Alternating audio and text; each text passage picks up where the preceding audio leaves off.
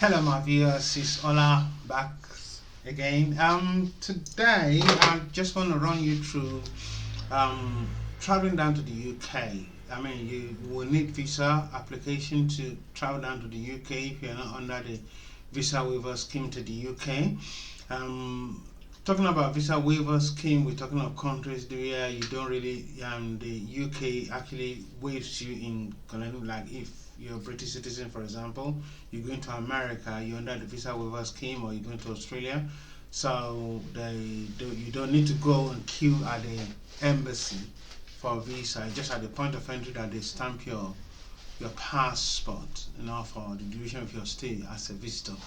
So, but if you don't qualify for that visa waiver scheme, like you're coming from Nigeria, for example, to the UK, then you need to apply for a UK visa. And not many Nigerians, many Africans, and many Nigerians, where originally come from, love to actually be in the UK, and lots have really maybe applied in the past and it didn't really work out.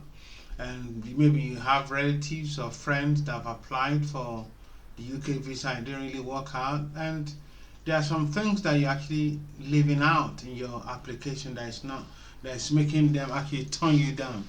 And that's why I want to run you through how to secure your United Kingdom visa from Nigeria.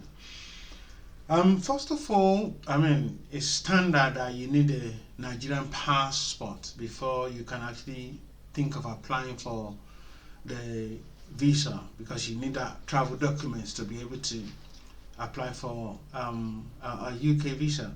And then once you've got your Nigerian passport, make sure that it's the authentic passport, that you don't just go to some cowboys to get you, because you have to be biometric passport these days, that your fingerprint can be verified, the passport itself can be verified, so you don't run into trouble even after you've got your visa and they realize that the actual passport is fake. So make sure that you go to the right channel to apply for your Nigerian passport before you make your application. And then you need a 2-size passport photographs, and ensure that wherever you take the passport photograph, let them know that you're using it for a visa application, because there's security requirement for the passport photograph that you can use for that visa application, so that your application is not turned down based on the visa and the passport photograph that you actually. That's why they call it a valid passport photograph. So they have the specification, how it should look, the background, and your facial appearance and everything, so that they can identify you from your passport photograph. That's very, very vital.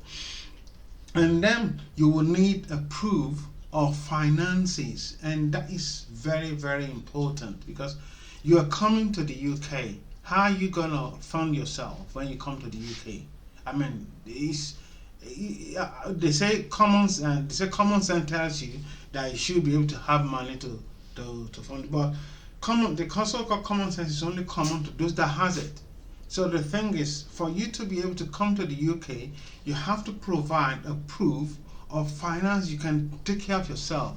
One, you can take care of yourself in Nigeria that you're living in, and that will prove that you're buoyant enough, that your bank account is then that's one thing I need to actually clarify. When it comes to you're preparing your bank statement, it's not just having a lump sum in your account at once. That will sound bogus, because whoever is interviewing you that looks at your documentation, look at your statement, they won't be able to believe that. You need to show that money is going in and out. You have to build it up, maybe over 6 months, over 1 year. Make sure money is going in and coming out. Use your bank card to make payment, transaction going in and out, not just you just withdrawing at cash machine and all the rest. It doesn't prove that it's your money that you're actually spending to actually do your day-to-day activities. So it's not all the time that you just withdraw money to make payment. Make sure that you actually make use maybe you're shopping, you can go to ShopRite or some restaurants or whatever. Try and use your bank card actually in Nigeria to make payment of transaction, to show that you are actually able to look after yourself in Nigeria. Then not to talk of now when you come here to the UK. So your statement should show that transaction money is going in and out of your account. That is very, very vital in the visa application, because they always pick up on small nitty-gritties like that. So you show the proof of your living cost in Nigeria, and being able to fund yourself when you come to the UK. Then you need a proof of accommodation.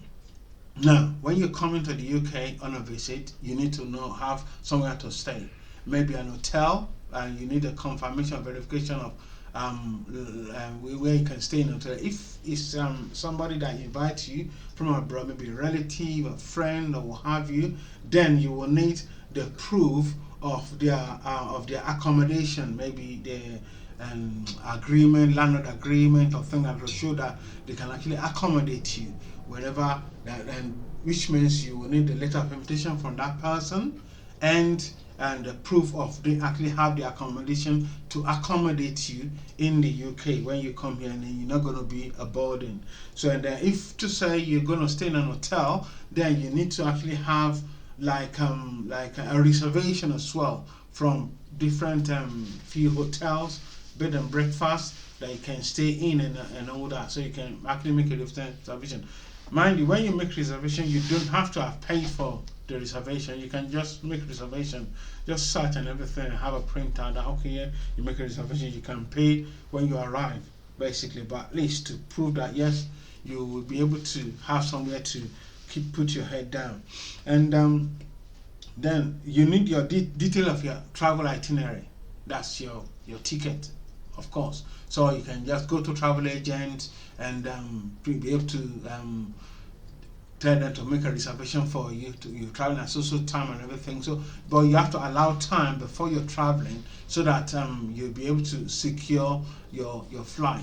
So and travel agent, they know about this. They can give you a letter that yes, they can make a reservation for you on so flight, and so your itinerary is actually secured because you're traveling on a visit. Maybe you're coming for shopping or things like that. So yeah, you have that proof. And then tuberculosis test results. That is important because here in the UK they don't want you to bring sickness to the UK. And tuberculosis is one of the things that's rampant in Africa. So, and they are really keen on that. So you have to make sure that you go to your doctor, maybe a private chemist or what have you, and get your vaccination up to especially your tuberculosis test vaccination. Is very important. Sometimes they even ask for yellow fever one, but tuberculosis one, the embassy really, they are keen about that. So make sure you get your tuberculosis test results sorted, get your tuberculosis test card, get it ready, and that will be part of the documentation that you will have to hand in when you are making your application. And then your UK visa, I've already mentioned about the letter of invitation from your family or friends, or maybe organization that you want to visit or stuff like that. You need that. Then you have to pay for the visa application itself, and you have that receipt. And it's about, I think it's about £95 for the standard visa application. I don't know how much that's in Naira, so it's about £95. So, and you just check out the details of the fees when you travel, but you need to now submit the receipt of the payment for the application itself together with all your application. So once you submit all this, put all this form together, then you take it down and submit the application, and they will give you a date for your interview. And when you come to the thing is, before you submit your application, one thing you should do is to make a copy of what you submit. That's very vital. Make a copy of what you submitted and go through them. So because the person that's interviewing you, they're psychologists. You get what I'm saying? They're reading your body language. They're seeing the genuinity and sincerity in your reason for your traveling and stuff like that. So you can't just fake them. So as much as possible, be relaxed. They're human beings like you, but they want to see the genuinity that when you travel, there's a guarantee that you're coming back to Nigeria. So you have to show that you have a job in Nigeria. Yeah, you have a job in Nigeria and a stable job.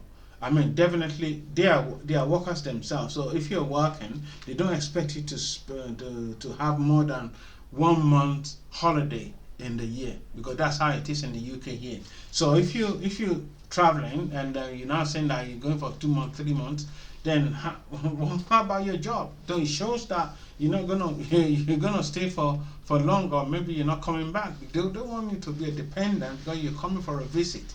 If you say you come for a visit, then you have to make sure that you let them know that you're just going for 2 weeks. Don't show that keen interest of wanting to overstay in the UK when you go for your interview. Just show that you're just going for a visit, you're just going for a holiday, you just want to relax. I mean, you'll be walking right through the year. And if you're a private business owner, they don't expect you to overstay, because how is your business going to be managed if you go for too long? So you have to show that yes, you're just going for holiday, you just want to relax yourself and everything and get recuperated. That's why you're going. So you're not just keen about staying too long there. So they know that yes, you're going to bring money to their to the circulation there. You're not going to be a dependent on them in the UK. So that is very, very vital. So be relaxed. Just take it cool. Answer the question that you've been asked. Don't say more than what they ask you, and listen to the question very well.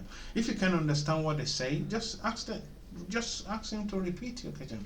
Ask what they mean, because from the question you can actually get the answer, because they are human beings. Forget about the color, skin, and everything. They're human beings like you. So and they can see reason with you. So, but don't fidget and don't pause too much. Before they finish the question, try to get where they're going. If you can't understand it, ask them to refresh the question. Ask them what they mean by the question they're asking. Because from the way you actually answer the question, they're also reading the meaning to the answer you are giving. So be relaxed, be calm, and justify what you say by information you've put down. Because mind you, every question they will ask you is based on the form that you've submitted. It's based on the documentation that you've given to them. So don't give them something different from what you've given, and try to explain just what they ask you. Don't overdo it. Just be relaxed, be calm, and you'll get your visa. It's not that difficult. But people overthink questions sometimes. When they're going to meet a white person and everything, they start to fidget and everything. No, don't think that way. Just be calm. You're meeting with human being, and they love you to actually come to their country to actually enjoy the country. After all, United Kingdom is good in visitation and stuff like that. So good luck in your visa application. I'm still gonna walk you through other ways of getting your stay in the UK, student visa, different kind of visa that you can apply for, transfer visa and things like that. So just be on the lookout for all that. It's always me, your host, Ola. Thank you. Have a nice day.